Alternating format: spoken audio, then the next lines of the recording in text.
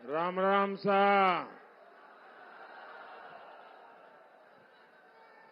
नवरात्रि के इन पवित्र दिनों में मुझे कैला मैया के चरणों में प्रणाम करने का अवसर मिला है। मैं मेदिनीपुर बालाजी, मदन मोहन जी और भगवान महावीर जी को भी प्रणाम करता हूं। आज महान समाज सुधारक महात्मा फुले जी की भी जन्म जयंती है। मैं उनकी पुण्य स्मृति को भी नमन करता हूं। साथियों, करौली धौलपुर की ये धरती भक्ति और शक्ति की धरती है। करौली उस ब्रिज का क्षेत्र है जहां की रज भी सिर पर धारण करते हैं।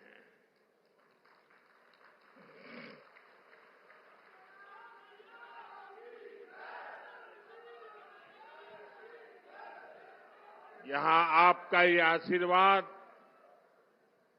इतनी बड़ी संख्या में पधारे मेरा युवा साथी और शक्ति स्वरूपा माताओं बहनों का ये स्नेह देश के लिए बड़ा संदेश है।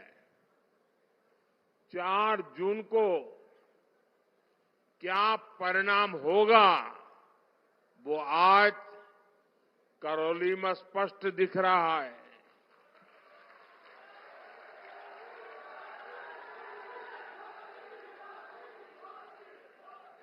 करौली बता रहा है 4 जून 400 पार। 4 जून और पूरा राजस्थान कह रहा है फिर एक बार।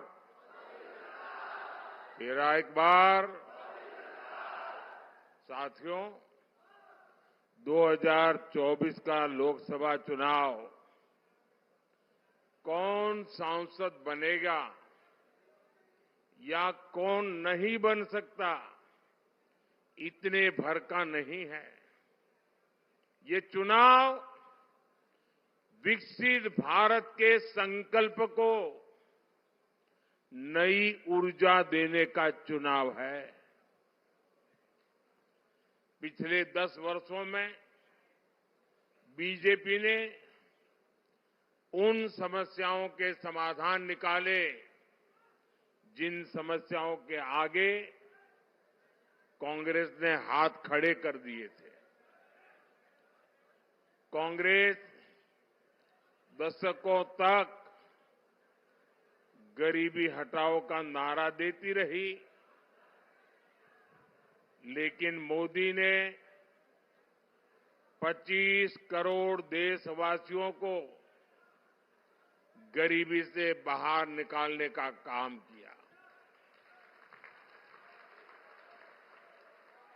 कांग्रेस ने किसानों को उनके हाल पर छोड़ दिया, लेकिन भाजपा सरकार निरंतर किसानों को समृद्ध बनाने के लिए काम कर रही है। आज देश के 10 करोड़ किसानों को पीएम किसान सम्मान निधि मिल रही है। करौली धौलपुर के 3.25 लाख से ज्यादा किसानों के खाते में भी 700 करोड़ रुपए से अधिक भेजे गए हैं।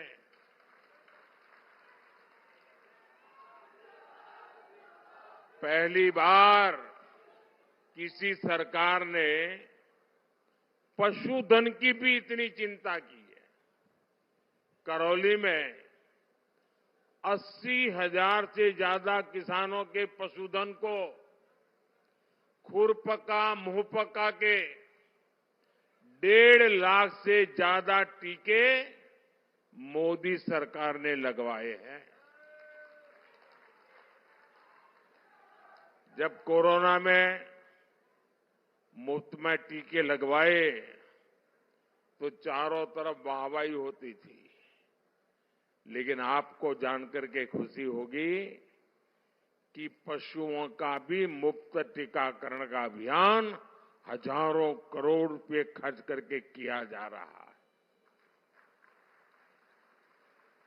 ये हमारा राजस्थान, ये तो मोटे अनाज जैसा बाजरा, ज्वार, सावा, कोदो, कुटकी जैसे श्री अन्न की पैदावार में सबसे आगे है। पहले मोटे अनाज पैदा करने वाले हमारे किसान भाई बहनों को कोई पूछता नहीं था। हमने मिलेट मिशन चलाया और हमने दुनिया को समझाया ये हमारा जो मोटा अनाज है ना, ये सुपर फूड है, सुपर फूड। और हमने उसका नाम भी, क्योंकि देश के अलग अलग राज्यों में अलग अलग नाम थे, तो आज वही मोटे अनाज श्री अन्न के नाम से जाने जा रहा है और पूरी दुनिया में उसकी मांग बढ़ रही है। आपको जानकर खुशी होगी,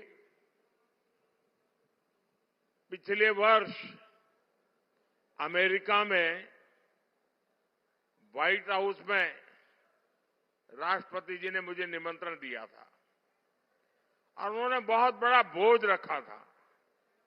और आपको जानकर के खुशी होगी, उस भोज में सब कुछ वेजिटेरियन था। इतना ही नहीं, उसमें हमारा मोटा अनाज था।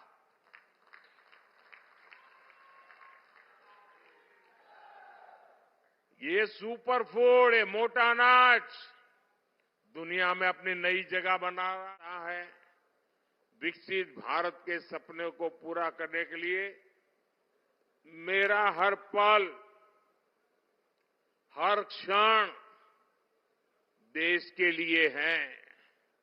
पल पल आपके नाम, हर पल देश के नाम। और इसलिए मैं तो कहता हूं 24/7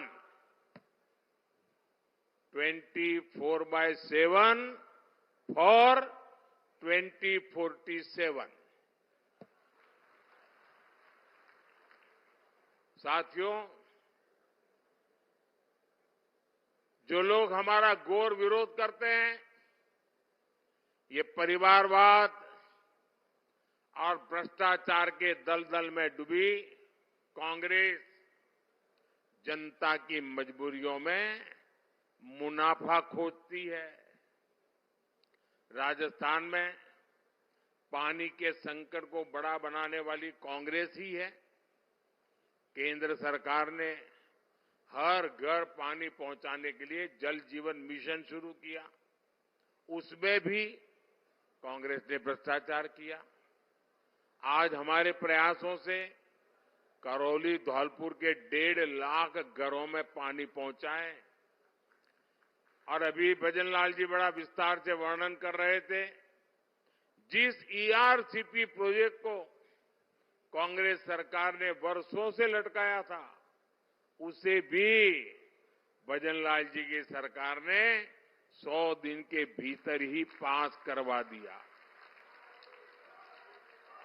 और इसका बड़ा लाभ करौली धौलपुर को मिलेगा। हरियाणा के साथ हुए समझौते से राजस्थान ने कई जिलों तक पानी पहुंचेगा। और मैं आपको बताना चाहता हूं, ये संभव इसलिए हुआ क्योंकि हरियाणा में भी बीजेपी की सरकार है और राजस्थान में अब बीजेपी की सरकार लाए, तो हमने मिलजुल करके रास्ता निकाला। केंद्र में भी हम बैठे थे। आपको याद होगा हिंदुस्तान में बहुत सारे राज्य हैं जो पड़ोसी राज्य के साथ पानी के मुद्दे पर पिछले 30-30, 40-40 साल से लड़ाई चल रही है और वो पानी समंदर में जा रहा है, लड़ाई चल रही है। मुझे याद है गुजरात में नर्मदा योजना, हमने कैनाल बनाई और बिना कोई झगड़ा, बिना कोई मनमुटाव गुजरात ने राजस्थान को जो पानी मिलना चाहिए वो कैनाल बनते ही पानी देना शुरू कर दिया और गुजरात से सटे हुए जो जिले हैं वहां पानी पहुंच गया। और मुझे याद है उस समय बड़ोसी शेखावत जसवंत सिंह जी गुजरात आए थे, मैं मुख्यमंत्री था और उन्होंने मेरी बहुत बधाई की, बहुत अभिनंदन किया। मैंने कहा क्या है, आप तो मुझसे बड़े हैं। बोले जी पानी देना एक कितनी बड़ी बात होती है और आपने पानी पहुंचाया है, राजस्थान कभी भी आपको भूलेगा नहीं। ये शब्द उस दिन थे। मैं गुजरात से आता हूं, पानी की दिक्कत क्या होती है मैं भली भांति समझता हूं। राजस्थान पानी की कैसी मुसीबतों से गुजरता है मैं भली भांति समझता हूं और इसलिए समस्या का समाधान खोजने के लिए कोई न कोई रास्ते खोजते रहते हैं। हम हाथ जोड़ करके बैठे नहीं रहते। साथियों, कांग्रेस ने पानी में पैसा कमाने का पाप किया, बीजेपी ने उसे सेवा, जिम्मेदारी और जवाबदेही का काम मान करके पूरा किया। आने वाले समय में राजस्थान के घर घर पानी पहुंचेगा, ये मोदी की गारंटी है।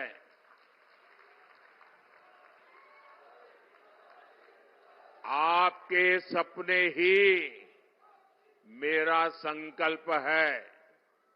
साथियों, आप लोग मुझे भली भांति जानते हैं।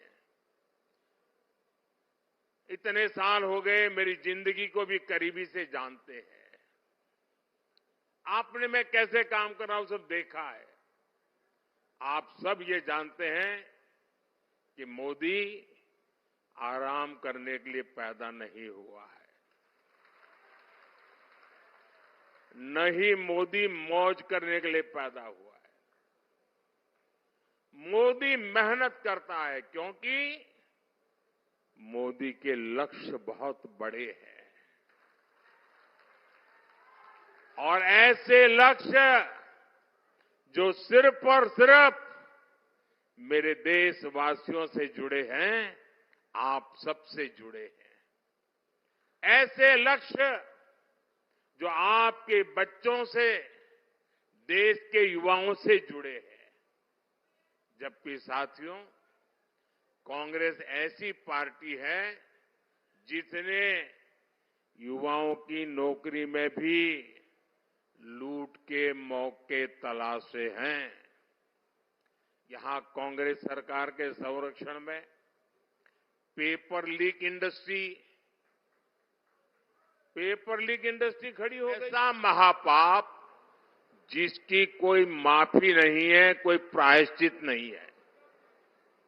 ये महापाप है राजस्थान के सम्मान और पहचान के साथ खिलवाड़ का।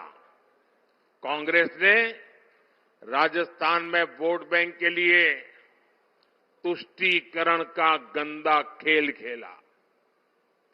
ये वो धरती है जो मदन मोहन जी के विग्रह की रक्षा के लिए अपने बलिदान देने के लिए तैयार हो गई थी। उसी धरती पर कांग्रेसी नेताओं ने तुष्टीकरण और भ्रष्टाचार के लिए मंदिरों को गिराकर उनकी जमीनें कब्जा की। यहां रामनवमी की शोभा यात्रा पर पत्थर बरसाए जाते थे। जिस राजस्थान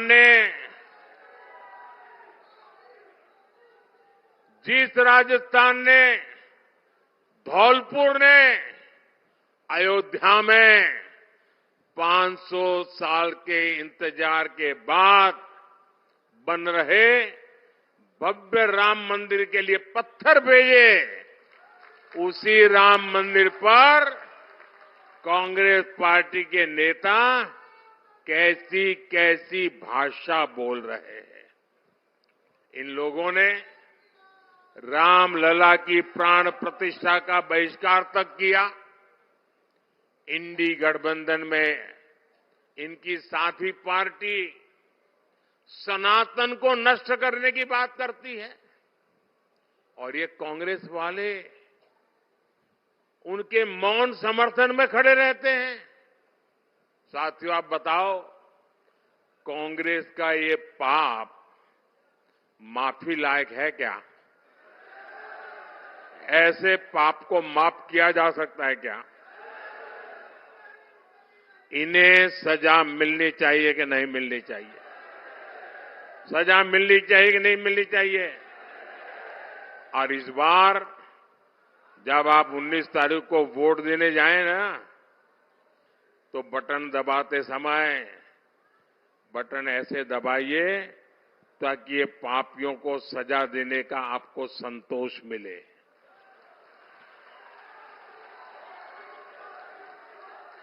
साथियों, आप कांग्रेस नेताओं के बयानों से इनके मंसूबों का अंदाज लगा सकते हैं। कांग्रेस के शहजादे विदेश में कहते हैं कि भारत कोई राष्ट्र नहीं है। देश सर्जिकल स्ट्राइक करता है तो ये सेना से सबूत मांगते हैं। सेना के शौर्य को कांग्रेस के शहजादे खून की दलाली बोलते हैं। टुकड़े टुकड़े गैंग के पीछे सबसे पहले कांग्रेस खड़ी हो जाती है। कर्नाटका से कांग्रेस सांसद दक्षिण भारत को तोड़कर अलग करने की बात कर रहे हैं और अब तो कांग्रेस के राष्ट्रीय अध्यक्ष तक खुलेआम देश की एकता के सामने सवालिया निशान खड़ा कर रहे हैं। ऐसी भाषा बोल रहे हैं।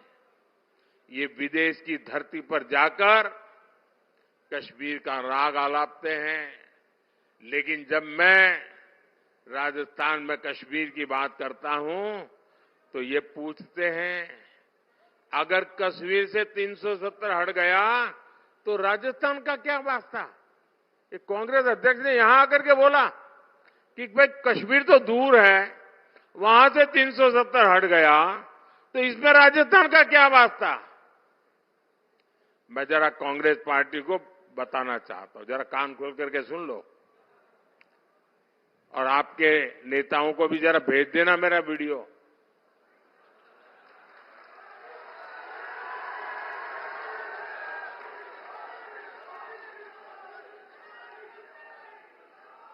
कांग्रेस के नेता समझ लें, राजस्थान का कश्मीर से क्या वास्ता है, ये जानना है तो राजस्थान के बलिदानी वीर शहीदों के घर जाकर के पूछो।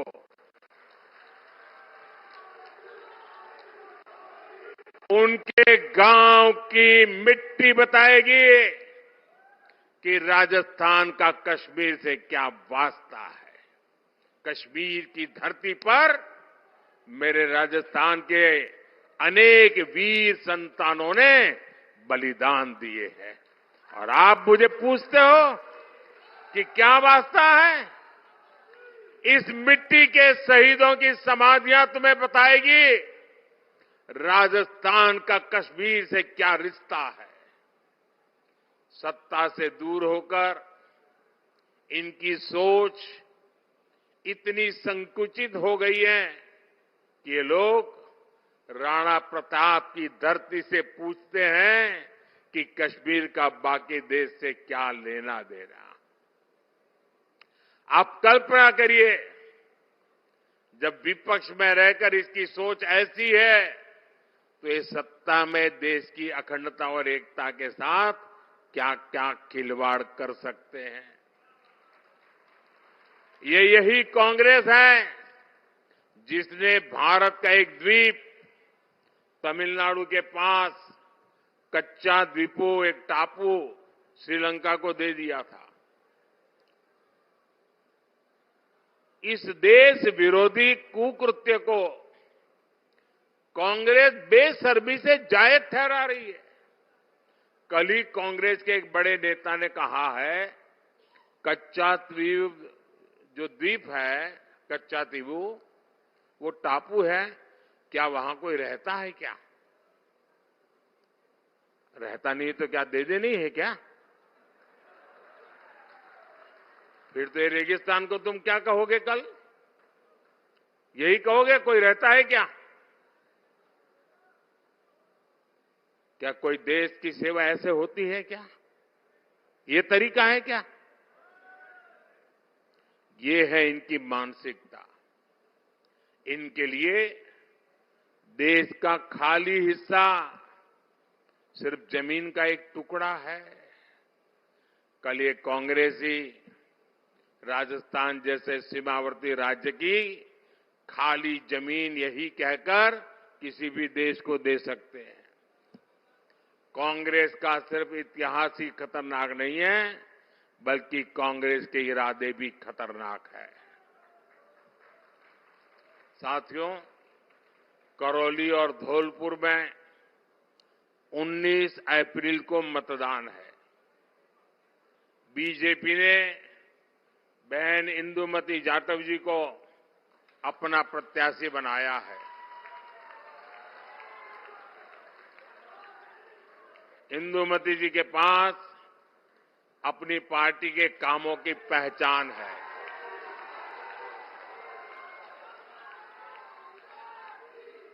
चंबल नदी पर बना पुल हो, दिल्ली मुंबई एक्सप्रेस वे हो या अब धौलपुर से सरमथुरा तक बन रही ब्रॉडगेज रेल लाइन हो, बीजेपी ने इस क्षेत्र के विकास को नई पहचान दी है।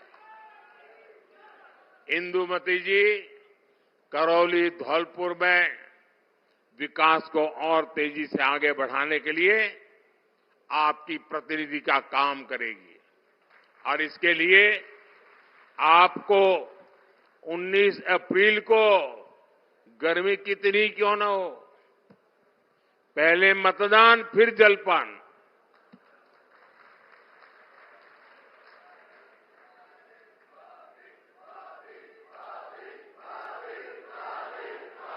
अच्छा, मतदान